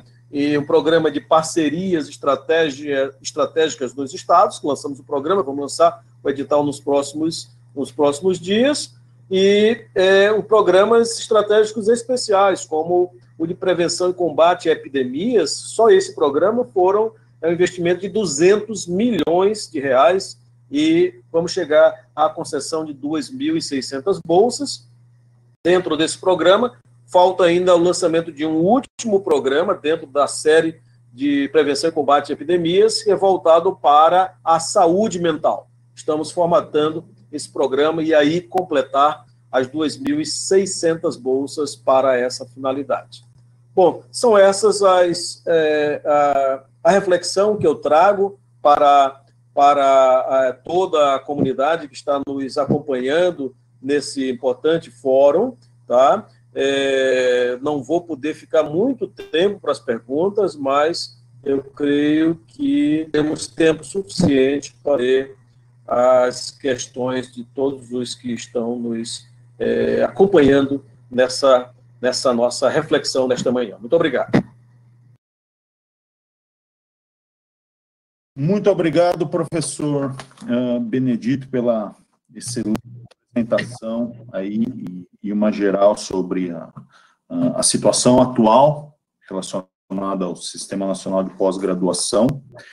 Eu gostaria de ressaltar da sua fala, você disse que em 1951, a fundação da CAPES, e esse é um ano bastante emblemático, também a fundação do CNPq e a fundação da nossa Sociedade Brasileira de Zootecnia, né? Então, provavelmente aquele slogan 51, uma boa ideia, não é... Surgiu daí, né? Surgiu daí. Todos ganhamos muito com isso. Professor, como o senhor deve imaginar, existem dezenas de perguntas aqui, né, das pessoas que estão nos acompanhando nessa sala no YouTube. Eu vou tentar selecionar algumas. Eu gostaria até de propor que, se for possível, o senhor concordar, a gente organize as perguntas que não forem aqui respondidas e, no momento oportuno, ou o senhor grava um vídeo e a gente pode divulgar pelo YouTube da Sociedade Brasileira de Zootecnia ou por escrito, porque são todas perguntas bastante relevantes. Eu gostaria de iniciar... Oi, desculpe? Bom, eu gostaria de iniciar aqui, eu vou organizando algumas perguntas, mas a primeira, ela é bem específica em relação à nossa área. O resultado, né, da pós-graduação, da pesquisa em zootecnia e recursos pesqueiros, em ciência animal como um todo, ela está na mesa de todos os brasileiros pelo menos 3 vezes por dia, e muitas vezes a sociedade não enxerga, né, o retorno desse investimento que é feito e não enxerga a importância de todo esse trabalho que acontece. Como a CAPES poderia, de alguma forma, interferir ou incentivar que esse tipo de informação técnica fosse melhor avaliado e fosse levado para a sociedade como um todo, para ver o retorno do investimento que a sociedade faz na pesquisa básica e aplicada, principalmente relacionado à nossa área de atuação em zootecnia? Eu creio que esse é um grande desafio, como aferir resultados. Eu creio que os nossos sistemas avaliativos, eles ficam muito presos à forma, ao processo em si, e o resultado, propriamente dito, ele não é muitas vezes aferido. Eu creio que, eu falava ontem, inclusive, no Ministério, com o nosso ministro da Educação, e vou ter uma reunião agora, daqui a pouco, e vou colocar mais uma vez isso. É fundamental que nós possamos ter uma articulação maior entre todos os segmentos que fazem parte do, vamos dizer assim, do ecossistema de ciência, tecnologia e inovação, segmentos públicos, privados, e que nós possamos, então, interagir para que nós possamos encontrar os melhores caminhos para que os impactos para a sociedade possam melhor ser aferidos. E assim retroalimentar o nosso processo, o nosso sistema, o nosso processo de avaliação. Eu creio que o sistema multidimensional de avaliação, ele vai nos possibilitar formas muito mais diretas e eficientes de se fazer isso, porque, na realidade, ao avaliarmos a transferência de conhecimento para a sociedade como uma das dimensões, temos que nos debruçar de maneira mais próxima, mais direta com relação a essa questão. Então, isso é algo que está no radar aqui na CAPES, para que nós possamos, então, melhorar esse processo. É muito oportuna essa pergunta e essa provocação, porque eu creio que nós temos uma responsabilidade muito grande com relação ao investimento público para a ciência e tecnologia. E precisamos, então, dar o retorno de maneira mais eficiente, mais direta possível para a sociedade. E precisamos aferir isso, como se nós estamos conseguindo ou não entregar aquilo que nós nos propomos fazer. Excelente, professor. Pergunta do professor Marinaldo, da Universidade Federal de Goiás. A CAPES criou recentemente uma comissão para avaliar as áreas de avaliação que compõem o Sistema Nacional de Pós-Graduação. Qual que é a sua perspectiva, ou qual que é a perspectiva da CAPES em relação ao futuro das áreas? Veja só, essa comissão que foi criada, ela foi motivada por uma proposta da Comissão de Acompanhamento do Sistema, do Plano Nacional de Pós-Graduação, a respeito da necessidade de se rever as áreas. Na realidade, a proposta da comissão é que nós possamos reduzir o número de áreas, considerando que, numa visão muito, vamos dizer assim, objetiva e rápida sobre o que nós temos hoje, as 49 áreas, é fácil observar algumas superposições. E também considerando a dinâmica do conhecimento científico e tecnológico, a interseção que nós temos entre áreas, a presença, quer dizer, a existência, a realidade da multidisciplinaridade hoje em todas as áreas. É claro que nós precisamos vencer com uma cultura que está muitas vezes cristalizada, em que a área canônica ela não abre suas fronteiras, mas essas fronteiras são abertas, elas existem já naturalmente.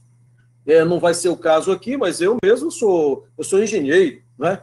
Eu sou engenheiro de formação, graduação, mestrado e doutorado em engenharia, né? Pós-doutorado também, mas quando se parte para a pesquisa, se a gente vê a necessidade, eu interagi em grupos de pesquisa com pessoas da área de linguística, porque eu precisava de conhecimentos de fonologia, né? Eu precisava de conhecimentos de fonética e tudo mais, interagir com a área de medicina, porque a minha área de pesquisa precisava. Então, hoje as áreas são muito multidisciplinares, não existe áreas muito estanques. Então, a percepção da comissão foi na direção de que nós pudéssemos nos debruçar sobre isso. Nomeamos uma comissão, essa comissão vai elaborar um estudo, um estudo para referência ao debate. O resultado da comissão, ele não será necessariamente um resultado definitivo. Certamente não será. Será para que nós possamos ter uma referência para abrir o debate a respeito dessa questão. Eu quero envolver toda a comunidade acadêmica representada para que a gente possa ter um debate bastante... E eu sugeri à comissão que utilizasse uma metodologia muito bem definida, para que nós possamos não ficar apenas no achismo, eu acho isso, eu acho aquilo, mas que nós possamos ter uma metodologia científica que baseasse o estudo.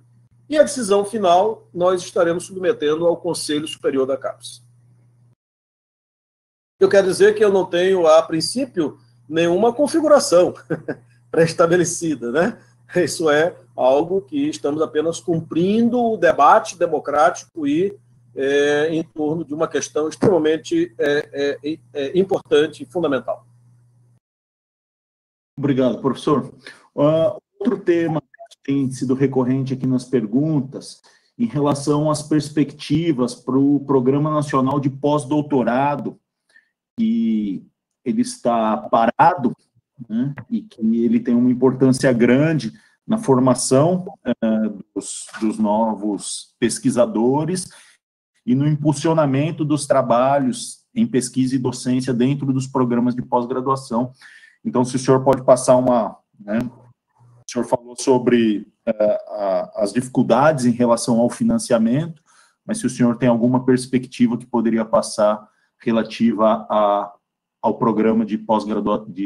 Então, Patrick, essa é uma reunião, é uma pergunta recorrente que nós temos recebido em todas as webconferências que nós temos feito, participado, e eu gostaria de realmente esclarecer mais uma vez. Veja só, o Sistema Nacional de Pós-Doutorado não está parado. Ou seja, os programas aprovados, uma vez concluído, não concluído o período de bolsa, ele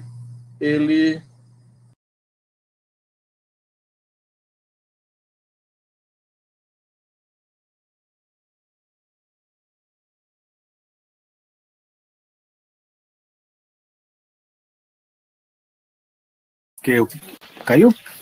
Eu acho que o professor Benedito caiu. Então, eu estou em contato com a secretária dele aqui. Se tiver alguma outra pergunta, Patrick, que seja relacionada à área, a gente pode preencher o tempo com isso até ele voltar. Ok, Ronaldo. A gente tem uma série de perguntas.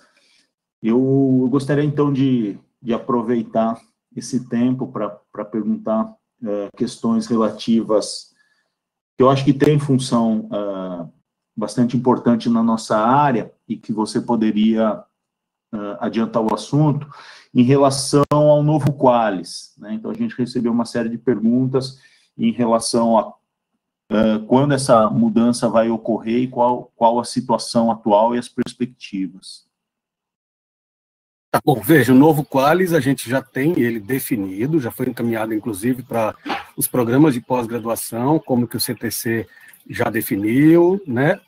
Tem um grupo de trabalho, foi liderado pelo professor Paulo, da Biodiversidade, com a participação de vários membros, coordenadores de área, eu mesmo parte do grupo de trabalho, e o novo Qualis é esse, que é o chamado referência, é um Qualis que vai unificar todos os extratos para todas as revistas, né? A revista não terá mais um Qualis numa área, outro Qualis em outra, ou seja, não vai haver mais os Qualis por área.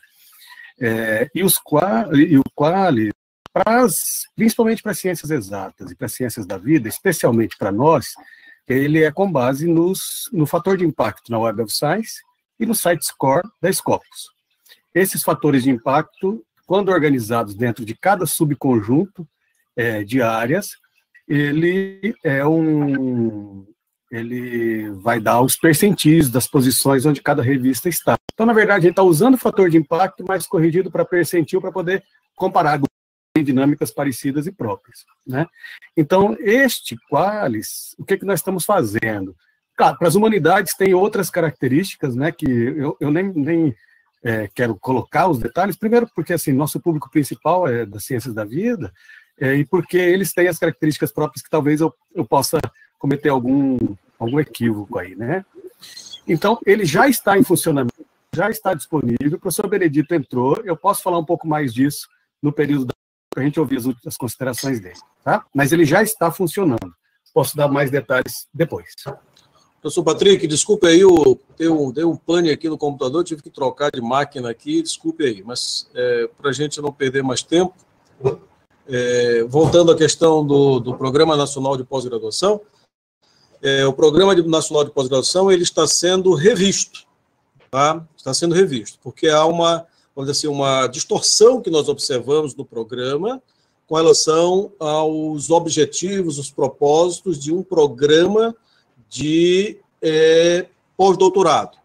Tá? Programa de pós-doutorado, em qualquer lugar do mundo, é um programa que se propõe a qualificação de pessoas após uma determinada etapa da sua vida como pesquisador, como após o seu doutorado, sejam gestores que passaram algum tempo, sejam pesquisadores que precisam redirecionar suas pesquisas em determinada direção. Então, é um programa que deve apoiar essa atividade com bolsas de 1 ano ou 2 anos, que é o padrão, vamos dizer assim, que nós observamos de uma forma geral. O programa foi concebido numa época em que havia uma demanda específica, que não vale a pena mais ser discutida agora, e que mais se não aplica mais à realidade atual, onde as bolsas, uma vez concedidas, tinham a vigência de 60 meses. É inconcebível um programa que se chama Programa Nacional de Pós-Doutorado com bolsas de 60 meses.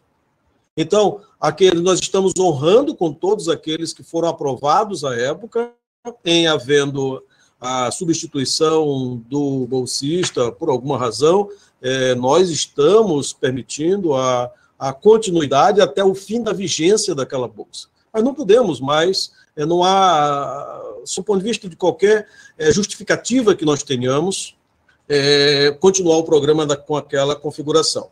Então, o programa vai ser chamado de Programa de Pós-Doutorado no país, até o nome vai mudar um pouquinho, né, para a gente poder caracterizá-lo melhor, vai continuar o programa, sim, mas dentro de um processo de qualificação de professores, de pesquisadores, ou então de apoio à participação de pesquisadores em projetos específicos de pesquisa. A exemplo do que nós já lançamos. Todos os editais, já dentro dessa nova visão de programas induzidos, voltados para áreas estratégicas, a exemplo do edital de pandemia, da Amazônia Legal, esse que nós vamos fazer com a FAP, temos sempre bolsas de pós-doc, mas para fins específicos, muito bem definidos, com um projeto apresentado, aprovado, dentro de um contexto de formação de pessoas, tá? Que essa é a missão da CAPES, desenvolver a pesquisa atrelada aos programas de pós-graduação. Enquanto o CNPq desenvolve e apoia a pesquisa, vendo o pesquisador, os seus grupos de pesquisa, os núcleos de pesquisa, os laboratórios de pesquisa, a CAPES desenvolve pesquisas das mais diversas direções, mas atreladas aos programas de pós-graduação, sempre num contexto de formação de pessoas. Tá? Então, o programa de pós-doc vai continuar, ele vai vir com a roupagem nova. Agora, é claro que a gente tem um problema aí orçamentário pela frente, né? Precisamos vencer isso. Tá? Mas eu pretendo ainda este ano retomar o programa com...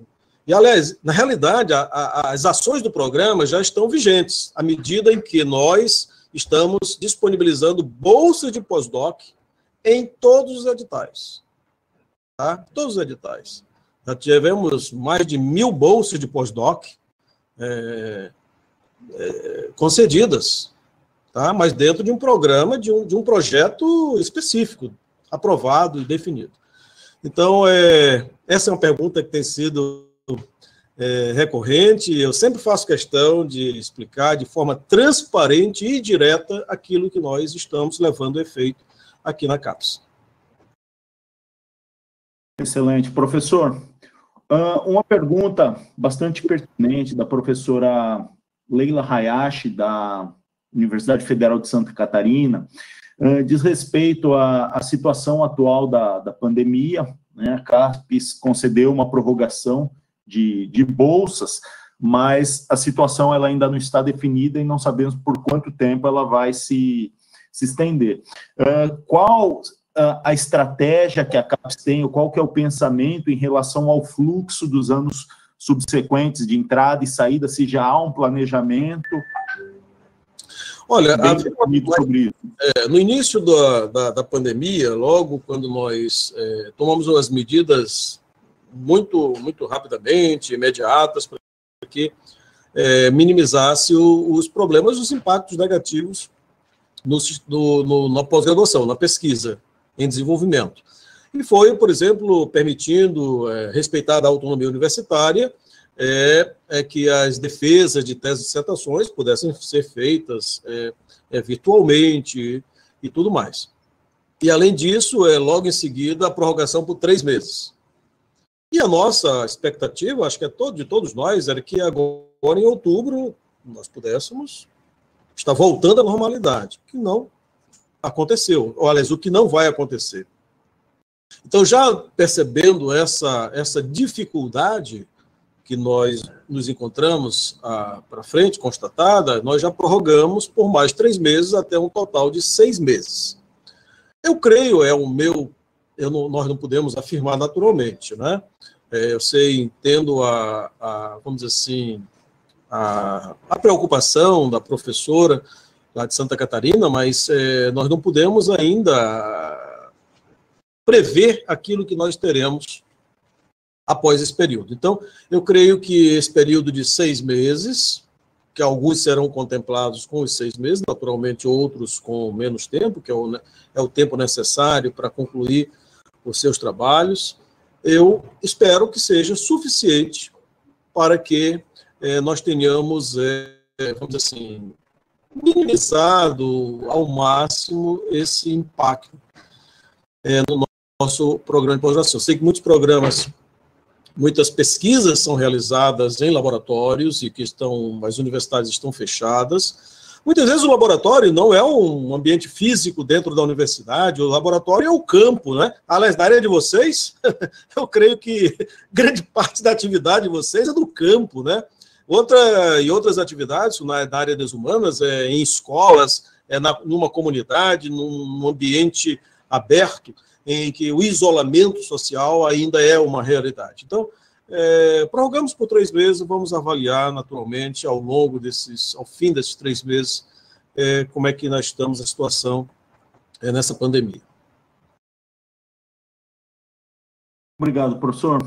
Mais uma pergunta, eu vou juntar várias aqui, mas ela diz em relação à preocupação com os cursos com conceito 3 e 4, que acabam sendo mais impactados no cenário de redução orçamentária, né? E principalmente os cursos que têm apenas o mestrado acadêmico. Quais as perspectivas da CAPES dos próximos anos para esses programas que têm um conceito menor e que ainda estão em desenvolvimento, né? Você falou um pouquinho sobre algumas questões regionais que afetam e que estão sendo trabalhadas, mas de uma forma geral, quais as perspectivas que a CAPES tem para a inclusão e para estimular um aumento em relação à produtividade, ao conceito desses cursos 3 e 4? Olha, veja só, num primeiro momento, uma estratégia que nós estamos utilizando é observar, não obstante a nota ser uma nota mais baixa, né? Programas 3, programas 4, nós termos programas, aliás, observarmos a importância daquele programa em determinada região. E lançamos alguns programas nessa direção, tá, para apoiar os programas. Aí chamamos os programas emergentes ou programas estratégicos naquela região. E nós vamos estudar uma maneira, e é tanto que os programas, os editais que nós lançamos, alguns deles, como foi, por exemplo, esse programa para a Amazônia Legal, foi voltado para programas que tenham... Os programas 5, 6 e 7 nem podem participar, tá certo? Então, é uma ação induzida para essa direção.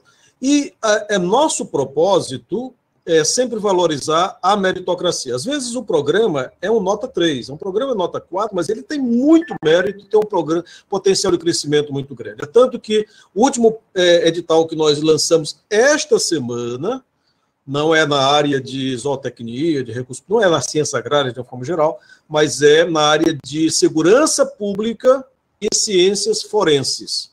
Nós abrimos para todo e qualquer programa participar, tá? Ou seja, é o que nós estaremos fazendo daqui para frente, tá? Nós não estaremos estratificando, não, esse programa só podem participar programas 5, ou programas 6 em diante, ou programas 7, não. Os programas mais bem avaliados, teoricamente, eles têm, naturalmente, um potencial de apresentação de uma excelente proposta. Tá? Então, alguns programas serão abertos para todo e qualquer, programas de apoio serão abertos para todo e qualquer programa de pós-graduação, independente da nota, e alguns serão induzidos para os programas estratégicos ou emergentes, que são estratégicos e muito importantes para o desenvolvimento regional. É claro que nós temos que ter um critério, sempre temos que ter um critério. Nós não podemos trabalhar sem critério, e esse critério tem que ser público, ele tem que ser transparente, ele tem que ser de conhecimento de todos, tá? E estaremos com essa preocupação. Fiquem certos que entendemos que muitos programas 3, 4 precisam de um apoio especial para a alavancagem necessária. Excelente, professor. Uma pergunta que veio do Elton Lima, que está acompanhando pelo YouTube da Sociedade Brasileira de Zootecnia. Existe alguma perspectiva para abertura de editais para novos cursos, a PCN? Esse ano não. Esse ano não temos a mínima condição de ter proposta de APCN deadline para a PCN. Eu creio que esse ano nós estamos concluindo uma quadrienal, pensando no novo processo de avaliação, concluindo o Plano Nacional de Pós-Graduação. Então, não faz sentido abrir proposta de APCN quando o novo sistema de avaliação não estiver devidamente concebido, para que as pessoas, né, as instituições, possam, então, preparar o programa sabendo qual é que vai ser, como é que vai ser a dinâmica de avaliação das suas propostas daqui para frente. Aliás, eu sempre falei que é algo que eu tenho falado desde a minha posse aqui, eu como reitor já falava isso, como pesquisador já falava isso, é que o processo de avaliação, todas as, vamos assim, as diretrizes do processo de avaliação, elas precisam ser estabelecidas antes do início do processo. Então, isso é algo que nós vamos perseguir aqui na CAPES. Para um novo quadriênio, nós queremos que as regras do jogo sejam estabelecidas antes do início do jogo. Tá? Ou seja, que nós não cheguemos ao fim do quadriênio para estabelecer quais são as regras que nós vamos utilizar para avaliar o que foi realizado. Creio que isso não é o melhor caminho. Então, nós estamos trabalhando no sentido de que nós possamos implementar e definir essas regras de jogo. Quero, naturalmente, que haja uma conscientização de toda a nossa comunidade representada pelas áreas, através dos coordenadores de área, através do CTC, para que nós possamos estar nessa direção. Eu sei que muita gente pensa como eu penso. Aliás, eu acho que até a grande maioria, né, pensa, todo mundo gosta de entrar numa disputa, né? Disputa não é a palavra, né? Mas num desafio, num conjunto de desafios, sabendo qual é a regra que você vai estar enfrentando aí para frente. Então, creio que isso será uma realidade. Infelizmente, eu não vou ter mais condições, professor Patrick, professor Ronaldo, porque eu não quero chegar atrasado aqui. Eu tenho 10 minutos para chegar lá no MEC, é pertinho, mas demora acho que eu vou demorar uns 7 minutos para chegar lá. Então, eu quero agradecer e me desculpar mais uma vez. Eu gosto do debate, não tenho dificuldade nenhuma de responder perguntas e esclarecer, mas, infelizmente, hoje coincidiu esse compromisso logo em seguida, e, desde já, eu peço mais uma vez a compreensão de todos nessa direção. Tá bom? Muito obrigado, e desejo um bom evento aí, né, que está iniciando hoje. Excelente, professor. Muito obrigado, né? Você foi bem direitinho em todas as perguntas, né? Em nome da Sociedade Brasileira de Zootecnia, só temos a agradecer a presença, sabemos dos seus compromissos, mas realmente ficamos muito honrados e foi muito enriquecedor para o nosso evento. Tá? Então, recebam, em nome de todos os coordenadores presentes, o nosso muito obrigado pela honra de poder ter você aqui participando do nosso fórum, professor. Muito obrigado. Muito obrigado. Então, bom dia para vocês e bom trabalho. Tchau. Excelente. Pessoal, então agora a gente vai fazer um rápido intervalo e a gente... Patrick. Oi, Ronaldo. Você se importa? Eu não, só para terminar aqui a conclusão do Qualis, porque eu preferi dar o retorno para o professor, lembra? E aí eu falo durante 1 minuto. Não, é só perfeito, Ronaldo. Você? Por favor. Então, só para concluir, veja, a ideia do Qualis hoje em dia é a gente não precisar ficar olhando para a lista no passado, porque é um relatório que foi feito lá na quadrienal, no ciclo avaliativo anterior. A ideia é a gente conhecer como os indicadores são encontrados, para dizer se uma revista está no extrato A, A1, A2, A3, A4, B1, B2, B3, B4, e nós mesmos, os pesquisadores e pesquisadoras, possam ir lá e dizer, olha, eu vou publicar nessa revista porque ela me interessa e, vírgula, porque ela vai estar no extrato X. Tá? A ideia é essa. Mesmo porque, à tarde, nós vamos ter uma apresentação aí do Plano Nacional de Pós-Graduação, que o professor Dito mencionou sobre a comissão, né? Aquela comissão vai falar disso no primeiro horário da tarde.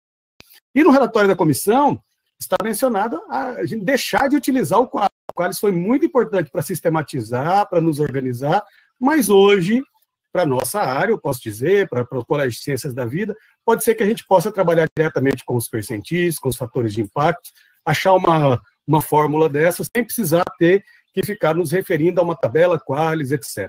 Portanto, assim, se perguntar, o qualis já está pronto, está, os indicadores estão já definidos, aprovados pelo CTC, divulgados. Eu fiz um tutorial para a área, gravado, de como encontrar cada percentil. Quem quiser, basta escrever, mandar um e-mail para a área, né? É o 23.zoot@caps.gov.br, que a gente encaminha, ou então pedir para o seu coordenador de programa, porque todos eles recebem. E aí você já pode utilizar sem ficar preso a uma tabela anterior. Muito obrigado. Excelente, professor Ronaldo. Muito obrigado pela sua apresentação, participação e toda a colaboração, né? Então, vamos fazer um rápido intervalo e a gente volta às 11 em ponto para a apresentação da professora Zena, do professor Emídio e o debate com o professor Roberto Germano. Até já.